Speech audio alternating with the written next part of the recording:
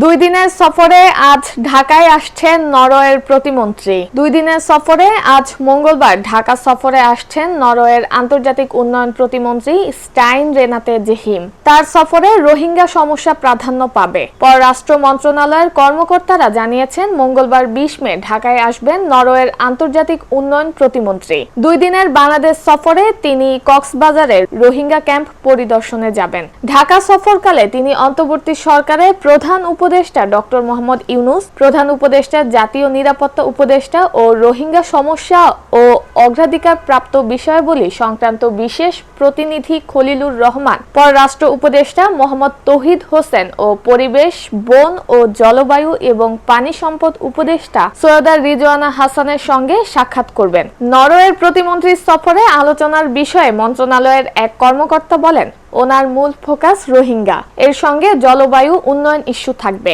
প্রতিমন্ত্রী রোহিঙ্গা ক্যাম্প পরিদর্শন করবেন। তিনি বাংলাদেশে থাকা নরওয়ের কিছু প্রকল্প আছে, সেগুলো দেখবেন। আগামী বৃহস্পতিবার 22 মে সকাল ঢাকা ত্যাগ করার কথা রয়েছে নরওয়ের প্রতিমন্ত্রীর।